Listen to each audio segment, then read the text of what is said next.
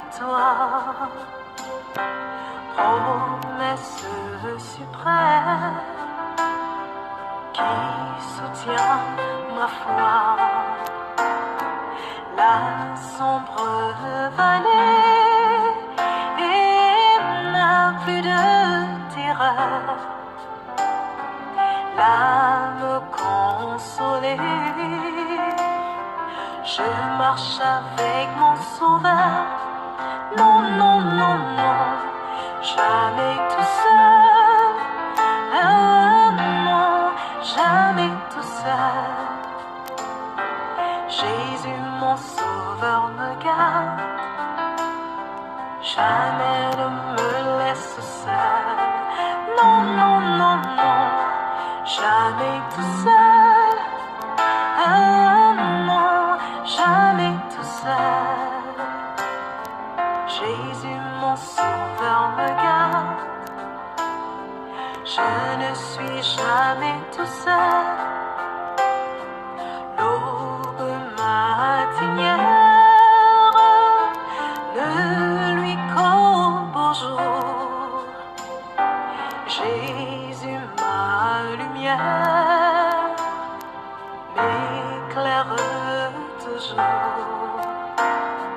Quand je perds de vue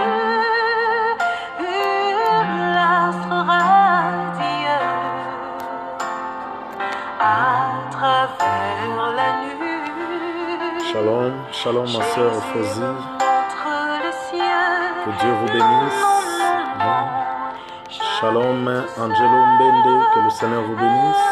Non, jamais tout seul. Soyez richement bénis. Nous vous saluons au nom de Jésus-Christ.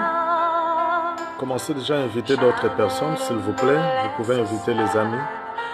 Vous pouvez partager la vidéo. Faites en sorte qu'un grand nombre soit connecté. Shalom mon fils. Béni Louis et Jonah. Partagez la vidéo s'il vous plaît. Invitez d'autres personnes.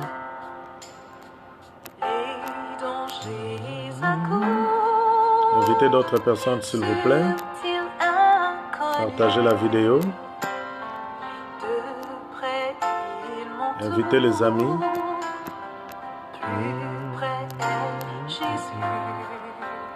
Alléluia. Chantons ces cantiques pendant que nous sommes en train d'inviter les amis de partager la vidéo et que cette chanson nous apporte la bénédiction. Je suis toujours avec toi. Non, Jamais tout seul. Non, jamais tout seul. Jésus mon sauveur me garde. Jamais ne me laisse seul. Non, non, non, non. Jamais tout seul. Non, jamais tout seul. Jésus mon sauveur me garde. Je ne suis jamais tout seul. Alléluia. Mon sauveur me garde. Dieu te bénisse, mon fils Christ Louis, tout seul. Jésus mon sauveur me garde. Je ne suis jamais tout seul. Gloire au Seigneur, nous allons prier. Nous allons recommander ce moment entre les mains du Seigneur Jésus-Christ. J'espère que vous êtes en train de nous capter 5 sur 5. Faites-nous signe pour le son. Le son, ça va et on va prier. Nous allons recommander ces instants entre les mains du Seigneur. Dieu Tout-Puissant, nous te rendons de multiples actions de grâce. Nous disons, Papa, merci pour tout ce que tu as fait. Merci pour le souffle de vie. Merci pour la bonne santé accordée à toutes nos bien-aimés, à toutes les personnes qui sont connectées, nos frères, sœurs, ici et sous d'autres cieux. L'honneur, la gloire te soit rendue. Bénis-nous, Père, apporte-nous la parole de vie, enseigne-nous, instruis-nous, exhorte-nous, édifie-nous ce soir. Dans le nom du Seigneur Jésus-Christ, nous t'avons ainsi prié. Amen. Les amis, écoutez, si vous nous captez très bien, voilà les secrets. Si vous voulez que cette parole, comme Jésus l'a recommandé, allez prêcher la bonne nouvelle jusqu'aux extrémités de la terre. Donc, au travers de cette vidéo, nous pouvons atteindre beaucoup de personnes. Voilà ce que vous avez à faire. Commencez directement à partager la vidéo pendant que nous serons en train d'enseigner la parole de Dieu. Invitez d'autres personnes. C'est le seul moyen qui permettra à ce que l'évangile, les amis de l'autre côté ou sous d'autres cieux soient aussi édifiés. Vous prenez la vidéo, vous la partagez en direct comme vous êtes là, en train de nous suivre. Partagez déjà la vidéo. Invitez aussi d'autres personnes. Ce soir, dès que je présente mes excuses, ça fait un bail, je ne passe pas les directs. On avait eu d'autres programmes qui nous ont un peu, pas fauchés, mais on était un peu déconnectés aux réseaux sociaux. C'est par rapport à beaucoup d'autres programmes. Et on commençait aussi à enseigner sur notre groupe WhatsApp. Mais je crois que si le Seigneur nous prête vie avant, à partir d'aujourd'hui jusqu'au 15 août, nous serons dispo. On va vous servir dans Facebook. Alors, partagez la vidéo, invitez déjà d'autres personnes. Nous allons atteindre un grand nombre. C'est cette volonté. Si vous avez cette volonté, commencez déjà à partager la vidéo et à inviter vos amis. Envoyez déjà la vidéo dans tous les groupes où vous êtes connectés, vous êtes inscrits. Commencez à inviter déjà vos amis. Et vous allez remarquer que nous allons augmenter en nombre. Ce n'est pas pour notre gloire, mais c'est pour la gloire de Dieu. C'est pour que cette parole touche aussi vos amis, vos frères et sœurs. Les bons samaritains. Pourquoi j'ai pris ça? Pardon. En fait, ce n'est pas les thèmes, mais c'est comme cela que les gens connaissent ces passages bibliques. Et nous appelons ça les bons samaritains. Je suis dans le livre de Luc chapitre 10. Luc chapitre 10. Vous pouvez déjà prendre ça. Luc chapitre 10. Luc chapitre 10. Luc chapitre 10. Et nous allons faire la lecture. Nous commençons par le verset 25 jusqu'au verset 37. Luc 10, 25 à 37. Vous pouvez écrire si vous êtes là. Luc chapitre 10, 25 à 37. Exactement. C'est ça. Nous allons lire. Que Dieu vous bénisse. Mon fils béni, Jonas Luyeye. Soyez béni, ma sœur Ophosie. Je vais faire la lecture. Un docteur de la loi se leva et dit à Jésus pour l'éprouver.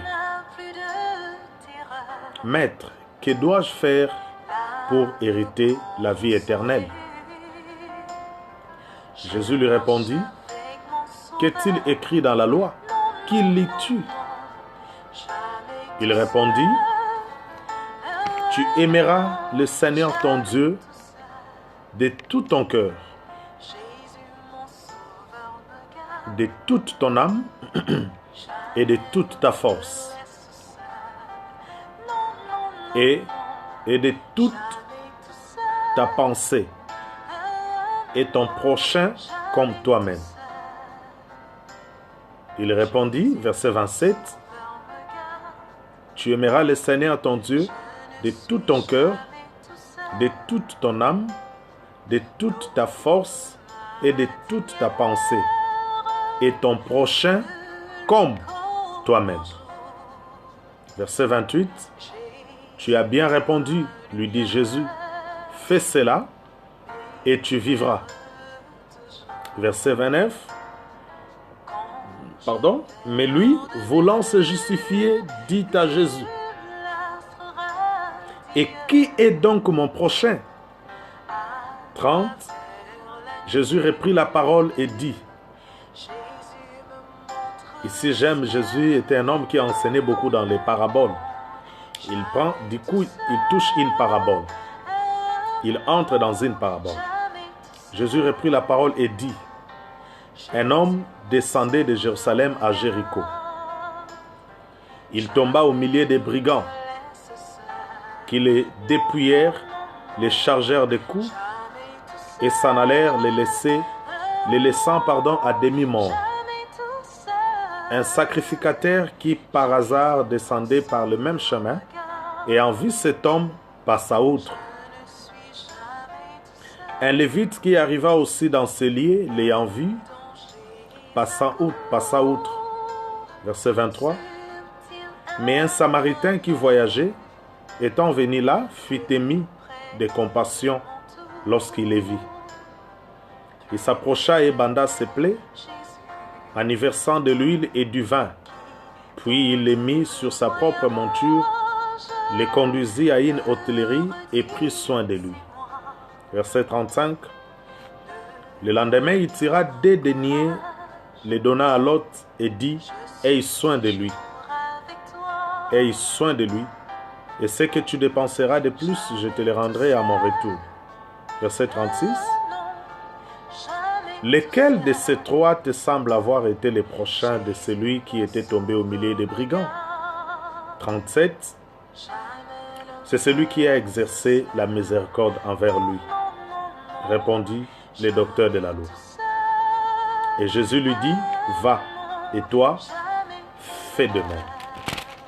Va, et toi, fais de même.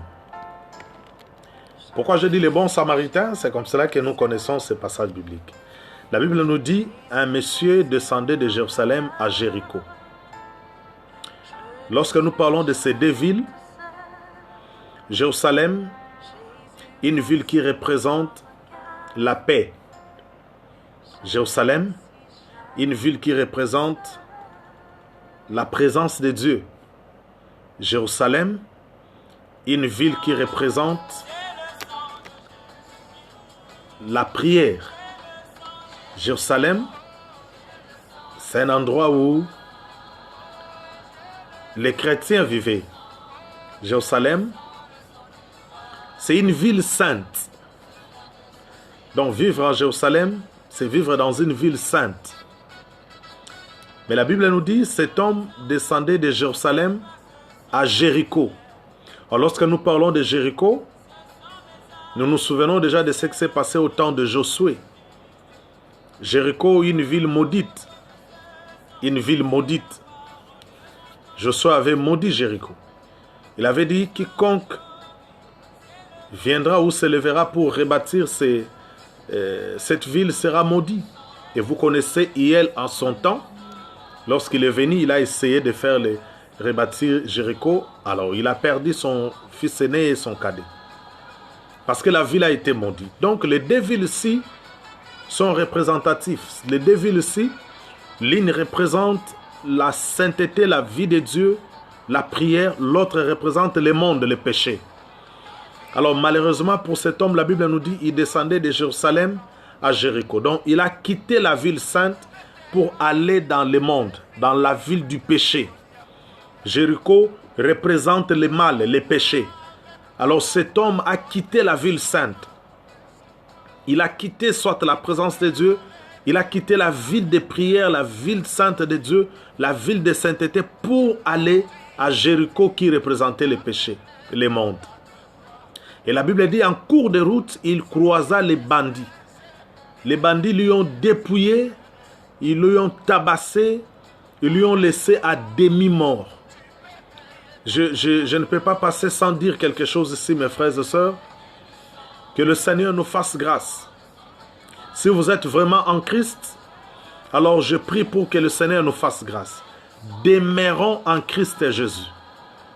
Ne prenons pas la résolution d'abandonner Jésus pour retourner dans le monde. Il n'y a rien de bon dans le monde. Je répète, il n'y a rien de bon dans le monde. Je répète encore, il n'y a rien de bon dans le monde. Ne quittons jamais la présence de Dieu pour retourner dans le monde. Ne fuyons jamais la présence de Dieu pour aller chercher les choses de ce monde. Je recommence encore, il n'y a rien de bon dans ce monde. Tout ce que le monde nous propose, ce n'est que la mort. Ce n'est que mauvais. Ce n'est qu'éphémère. Mais cet homme a quitté Jérusalem pour descendre à Jéricho. Ne commettez jamais cette erreur. Quelles que soient les difficultés, quels que soient les combats, quels que soient les rejets, quels que soient les problèmes, n'abandonnez pas votre Jérusalem. Quelqu'un est en train de m'entendre maintenant là. Quel que soit ce qui se passe devant vous, quelle que soit la déception, quelle que soit la crise, la souffrance, n'abandonnez pas votre Jérusalem. Restez à Jérusalem. Ne quittez pas Jérusalem pour aller se réfugier à Jéricho. Il n'y a rien de bon à Jéricho. Quelle que soit la force de la jeunesse qui vous attire vers le mal, n'abandonnez pas votre Jérusalem. Je suis venu dire à quelqu'un, n'abandonnez pas votre Jérusalem. Quelles que soient des périodes difficiles que vous pouvez traverser, demeurez dans votre Jérusalem. Même si vous êtes resté seul, même si tout le monde vous abandonne, restez dans votre Jérusalem. Ne prenez pas la décision d'abandonner, de quitter Jérusalem pour aller faire un tour à Jéricho. Il n'y a rien de bon à Jéricho. Je crois qu'il y a des gens qui sont en train de me suivre. Et c'est que d'autres suivront cette vidéo après quelques heures. Ne quittez jamais votre Jérusalem pour aller se réfugier à Jéricho. Il n'y a rien de bon à Jéricho. Restez à Jérusalem. Même si vous manquez à manger, restez à Jérusalem. Même si vous manquez à se vêtir, restez à Jérusalem. Même si vous manquez l'argent, demeurez dans votre Jérusalem. Ne prenez jamais cette mauvaise résolution de quitter Jérusalem pour aller se réfugier à Jéricho. La Bible dit, cet homme quitta Jérusalem dans la parabole du maître. Le maître dit, un homme descendait de Jérusalem à Jéricho. Voyez-vous? Il descendait de Jérusalem à Jéricho. Il était en train de descendre. Il ne montait pas, mais il descendait. Il ne quittait pas Jéricho pour monter à Jérusalem, mais il descendait de Jérusalem à Jéricho. Ne descendez pas de Jérusalem à Jéricho. Si vous êtes en train de me suivre maintenant et que vous êtes dans votre Jérusalem, restez là-bas. Même si les choses ne marchent pas, demeurez dans votre Jérusalem. Même si les promesses tardent pour s'accomplir, demeurez dans votre Jérusalem. Ne commettez jamais cette erreur de quitter Jérusalem pour descendre à Jéricho. Il n'y a rien de bon dans le monde. Jérusalem ici représente la présence de Dieu. Jérusalem ici représente la vie de Dieu. Jérusalem ici représente la vie de prière. Jéricho représente la ville du péché, le monde du péché. La vie, toute chose qui ne glorifie pas le Seigneur. Ne commettez jamais cette erreur. Je sais que la vie chrétienne n'est pas facile. Je sais que la vie chrétienne a beaucoup de réalités. Je sais que la vie chrétienne, Jésus lui-même nous a déjà avertis. Christ nous a déjà dit, vous aurez des tribulations dans le monde. Jésus nous a déjà tout dit. Il a dit, ça ne sera pas toujours facile. Vous aurez des tribulations dans le monde, mais prenez courage. J'ai vaincu le monde. Jésus sait que nous aurons des tribulations dans ce monde. Nous aurons des difficultés, des tribulations dans la vie chrétienne. Vous voulez craindre le Seigneur, mais il y a le péché qui vous attire vers le bas. Il y a toujours une influence négative qui vous attire vers le bas. Je suis venu te dire, restez dans votre Jérusalem. Cet homme descendait de Jérusalem à Jéricho. C'était déjà une erreur grave qu'il avait commise. C'est celle de quitter Jérusalem pour descendre à Jéricho. Jéricho, c'est le péché. Jéricho, c'est la malédiction. Jéricho, c'est la condamnation. Jéricho, ce sont des choses éphémères, des choses qui donnent une courte joie, mais qui détruisent l'avenir. Des choses qui détruisent la vie éternelle. Ne quittez jamais votre Jérusalem. Je sais que les difficultés peuvent se présenter à tout moment dans cette marche avec le Seigneur. Dans la vie chrétienne, on peut traverser des moments difficiles. On peut traverser des moments de déception. Dans la vie chrétienne, on peut traverser des périodes où on se pose tellement de questions sur notre chrétienté. Dans la vie chrétienne, on peut remettre en cause notre chrétienté. On se demande tellement, est-ce que Seigneur, est-ce que vraiment Dieu est là? Quelles que soient les difficultés, quelles que soient les réalités, je suis venu dire à un enfant de Dieu, n'abandonnez pas votre Jérusalem. Dis après moi, je n'abandonnerai pas ma Jérusalem. Dis après moi, je ne quitterai pas ma ville sainte. Je ne quitterai pas ma ville sainte. Ne quitte pas ta ville sainte. Ne quitte pas ta vie de sainteté. Quel que soit ce qui se passe, je prie Dieu qu'il te fasse grâce. Qu'il nous fasse grâce. Quelles que soient les réalités, n'abandonnez pas votre ville sainte. La Bible dit, un homme descendait de Jérusalem à Jéricho, il tomba au milieu des brigands. Vous avez vu mes frères et sœurs? Il tomba au milieu des brigands. Il descendait de Jérusalem à Jéricho et en cours de route, il tomba au milieu des brigands. Il y a toujours des démons qui nous influencent des fois pour qu'on abandonne la vie de prière et qu'on retourne dans le monde. Il y a des brigands qui sont là-bas, ils sont en train de t'attendre.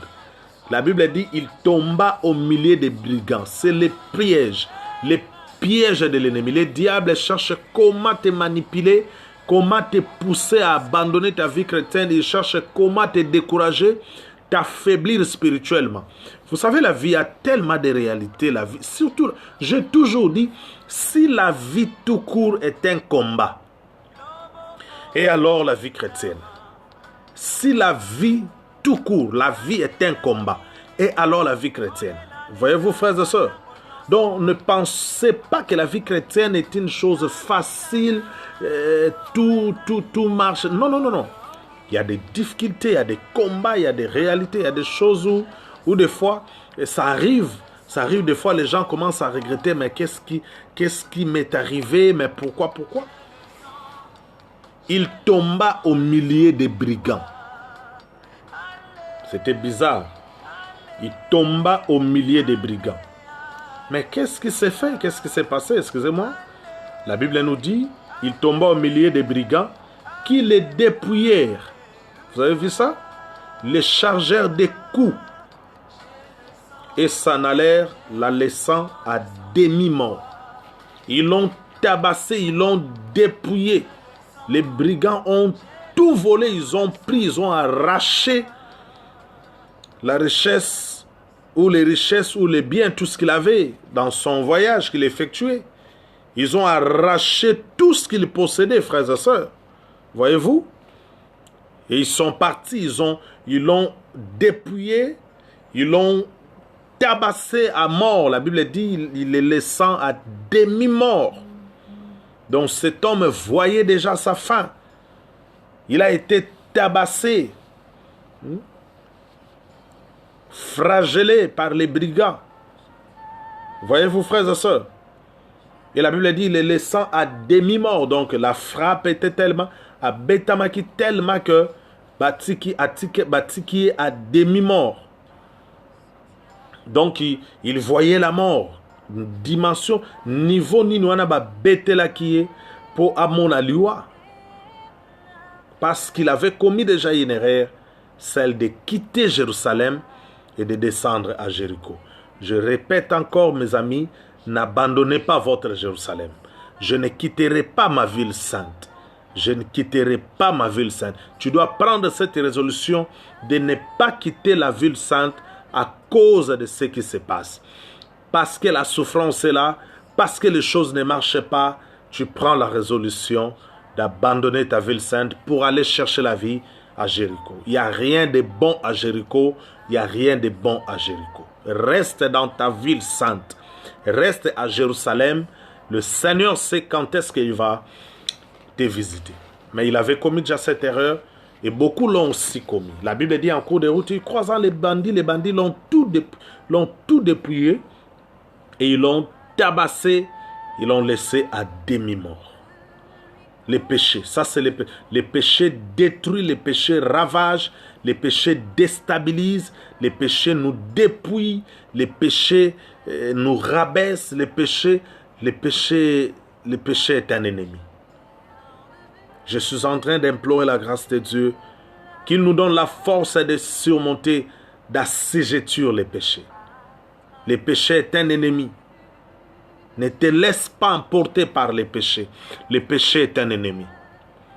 Il vient, il nous dépouille, il nous déstabilise. Déjà, il nous met dans l'insécurité. En insécurité, il détruit, il vole, il déstabilise, il tue. C'est un ennemi que nous devons vaincre chaque jour par la grâce de Dieu au nom du Seigneur Jésus-Christ. Que le Seigneur nous accorde cette grâce. Alors, le monsieur a été surpris par l'ennemi. Et les brigands l'ont tout pris. Ils l'ont tabassé. Et s'en allèrent, les laissant à demi-mort. La Bible nous dit, un sacrificateur qui, par hasard, descendait par les mêmes chemins, ayant vu cet homme, passa outre. 32. Un lévite qui arriva aussi dans ces lieux, l'ayant vu, passa outre.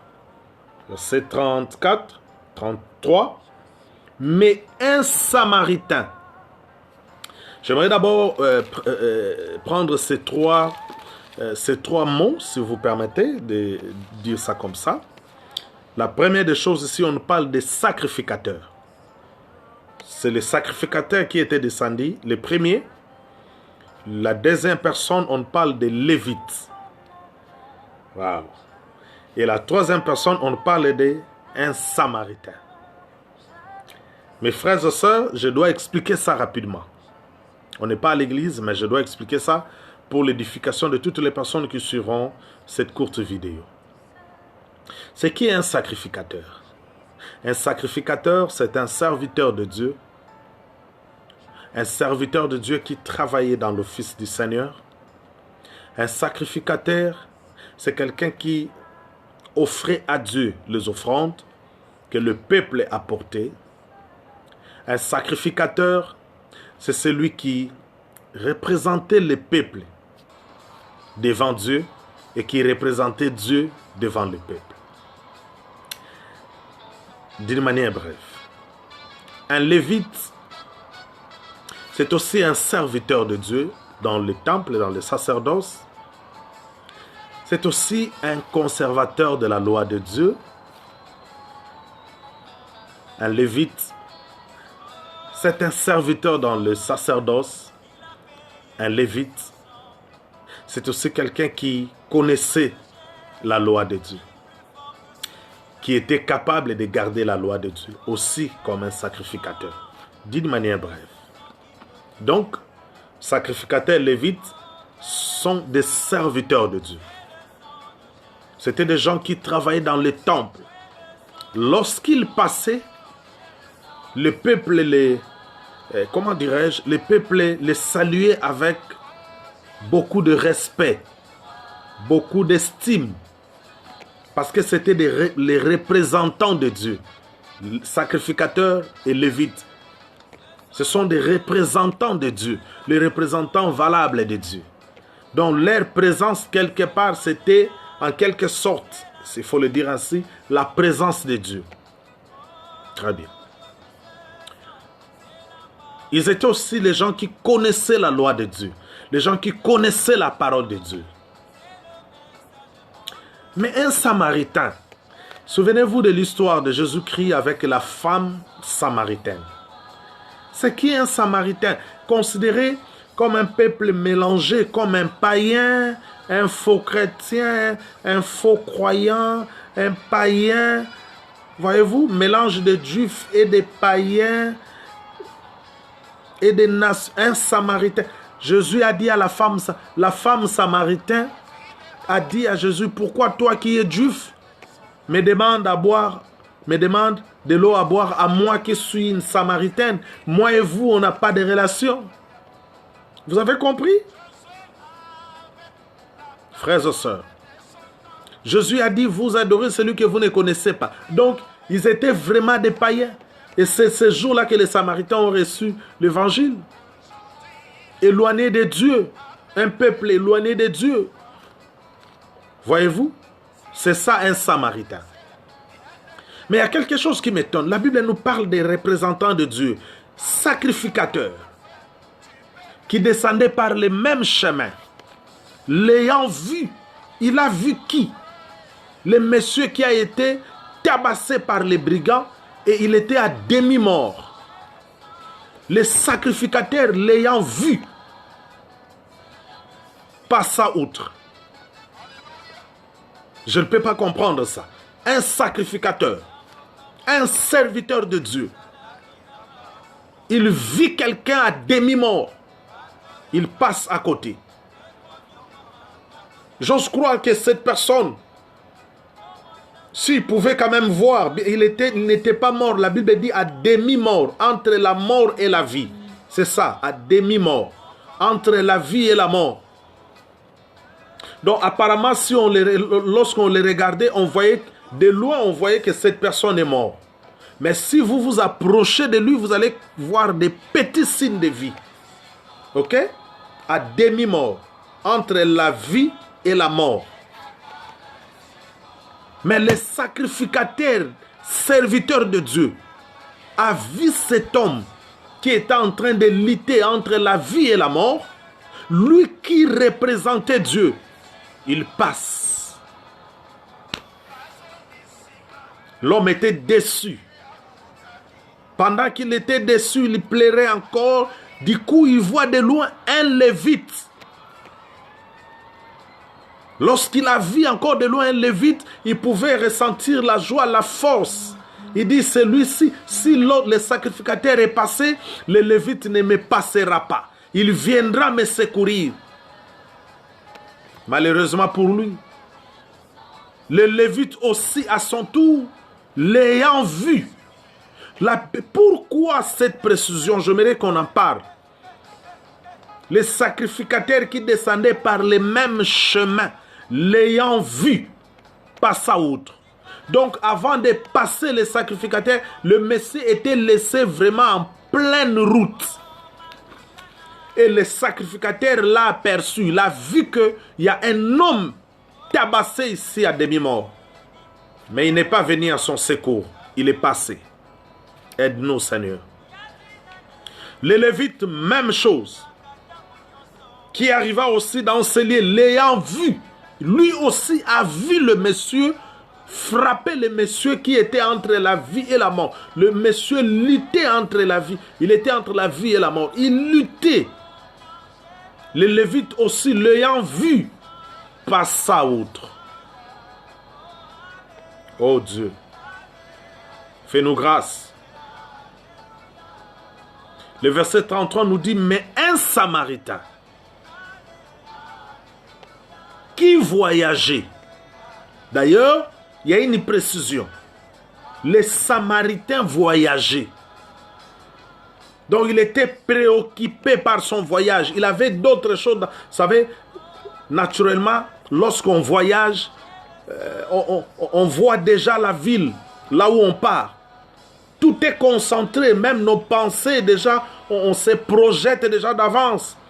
Qu'est-ce qui m'attend là-bas? Comment est-ce que je serai logé? Et ça sera comment le séjour? Déjà, on n'est pas encore arrivé à la ville, mais déjà, les pensées nous précèdent déjà. On est tellement préoccupé, on est pressé, on est vite, on ne veut pas être en retard. Il y a beaucoup de risques. On peut rater les vols, on peut rater les bateaux, on peut rater tout. C'est-à-dire, on est tellement pressé. Les Samaritains voyageaient. Il était tellement pressé, préoccupé pour ne pas rater son vol, pour ne pas rater le check-in, pour ne pas arriver en retard. Il était préoccupé. Mais la Bible nous dit, étant venu là, fut ému de compassion lorsqu'il les vit. Ô Seigneur, si seulement tu peux nous aider. Si seulement tu peux nous aider. Frères et sœurs, étant émis de compassion, lorsqu'il les vit, mais les sacrificateurs, l'ayant vu, passa outre. Les Lévites, l'ayant vu, passa outre. Mais un sacrificateur qui voyageait, étant venu là, fut émis de compassion lorsqu'il les vit. Frères et sœurs bien-aimés dans le Seigneur, cette parabole est très instructive. Cette parabole est très profonde. C'est ce qui se passe actuellement. Oui. Les gens qui prétendent connaître le Seigneur, les gens qui prétendent être enfants de Dieu, les gens qui prétendent être des hommes et des femmes de prière, mais incapables d'un petit bien, incapables de faire le bien. Nous aimons tellement les titres aujourd'hui. Nous aimons tellement les titres aujourd'hui. Sacrificateur, Lévite, l'ayant vu, passa outre. Mais un Samaritain, la Bible dit, il fut ému de compassion lorsqu'il les vit. Il fut ému de compassion. Il pouvait se poser des questions. Est-ce que depuis le matin jusqu'à 7 heures, personne n'est passé par ici? Comment un homme, un humain pouvait passer, voir cet homme dans cet état et puis ne rien faire, passer, continuer la marche? Le Samaritain n'a pas trouvé ça normal. La Bible dit qu'il était ému de compassion. C'est ce qui manque aux enfants de Dieu aujourd'hui. Nous sommes devenus tellement saints que nous évitons d'assister les personnes en danger. Nous aimons toujours condamner, mais on n'a pas le temps de donner l'oreille, de poser des questions. On n'a pas le temps d'aider une personne qui est dans la souffrance. Cet homme avait commis une erreur. Cet homme avait abandonné Jérusalem. Voyez-vous? Il avait abandonné Jérusalem. Il a quitté Jérusalem pour descendre à Jéricho. C'était déjà une erreur grave. Et les brigands l'ont surprise. Ils l'ont tabassé. Ils l'ont dépouillé. Ils l'ont laissé à demi-mort. Voyez-vous? Donc l'homme avait vraiment péché en prenant cette mauvaise décision de quitter Jérusalem pour descendre à Jéricho. C'était une erreur grave. Il avait péché. Le sacrificateur s'est dit, je ne peux pas toucher, parce que selon lui, il était déjà mort. Alors le sacrificateur était obligé d'obéir à la loi. Il se disait, si je touche à un mort, je serai impur. C'est la même chose que le Lévite a fait. Ils ont préféré obéir à la loi que d'assister une personne en danger. Il y a quelque chose de très profond ici. Ils ont choisi d'obéir à la loi de Moïse que d'assister une personne en danger. Ça, c'est la parabole de Jésus-Christ. Je ne sais pas si l'Esprit de Dieu va nous faire comprendre ce que nous sommes en train de dire. Les sacrificateurs et les Lévites ont choisi d'obéir à la loi. Toucher à un mort, ce serait une erreur. Si tu touches à un mort, tu deviens impie. L'homme était à demi-mort. Quand on dit à demi-mort, donc vous le voyez apparemment comme s'il est déjà mort. Mais il luttait entre la vie et la mort. Les deux serviteurs de Dieu qui sont passés par le même chemin, ils ont choisi d'obéir à la loi. De ne pas pour toucher à un mort, de peur de devenir impur, souillé, ils ont préféré laisser cette personne et continuer leur chemin. Mais un Samaritain est venu assister cet homme. La Bible dit il fut ému de compassion lorsqu'il le vit. Comment nous agissons? Comment nous réagissons? Lorsque nous trouvons des personnes en danger, nous, en tant qu'enfants de Dieu. C'est un Samaritain qui était ému de compassion, pas un sacrificateur, pas un lévite. Or, normalement, ce sont ces deux personnes qui devaient être touchées lorsqu'ils ont vu le monsieur à demi-mort. Normalement, c'est le sacrificateur qui devait être touché. Il ne pouvait même pas passer. Soit le sacrificateur, soit le lévite. Mais les deux sont passés. Ils n'ont rien senti dans leur cœur. L'ayant vu, passe à autre. L'ayant vu, passe à autre. Mais un Samaritain qui venu par là fut ému de compassion.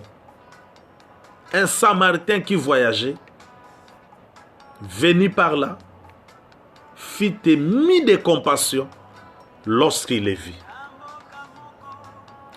Seigneur, merci pour cette première partie. Je prie pour que le Saint-Esprit nous aide à comprendre cette exhortation. Cette nuit, nous voulons méditer sur cette parole. Aide-nous à saisir, à comprendre ce que tu attends de nous, ce que nous devons faire comme étant enfants de Dieu. Bénis toute personne qui a suivi cette vidéo. Apporte-lui la révélation dans cette parabole sur les bons Samaritains. Et nous recommandons la suite entre tes saintes mains, au nom du Seigneur Jésus. Amen. La paix de Dieu soit votre partage. Méditez sur ça. Je n'ai pas clôturé. Méditez sur ça. Les Samaritains, les sacrificateurs, a vu le monsieur qui était à demi-mort, mais la Bible dit, passa outre. Les Lévites aussi a vu cette personne à demi-mort, la Bible nous dit, passa outre. Mais la Bible est en train de nous parler de la troisième personne. La troisième personne, il était un Samaritain. Il voyageait. Lorsqu'il arriva là où était le monsieur, il fut ému de compassion lorsqu'il le vit. Pourquoi le sacrificateur n'était pas touché lorsqu'il a vu ce monsieur? Or, c'est lui qui connaissait la parole de Dieu. C'est lui qui a enseigné l'amour. Mais comment il n'était pas touché? Comment il pouvait laisser cette personne en train de mourir? Les Lévites, comment il a laissé cette personne en train de mourir? Mais c'est un païen, c'est un Samaritain qui a été émis de compassion pour la personne, qui a été touché. Nous allons voir la suite demain. C'est Christ nous prête vie. Réfléchissez dans la parole de Dieu. Priez que le Seigneur vous révèle qu'est-ce qu'il attend de vous. Qu'est-ce que le Seigneur attend de nous. Étant chrétien, qu'est-ce que le Seigneur attend de nous? Que Dieu vous bénisse. Je vous aime beaucoup. Soyez richement bénis. Vivez la paix de Dieu. Soyez fortifiés. Bientôt, nous allons nous retrouver. Shalom. Partagez la vidéo partout et Dieu vous bénira.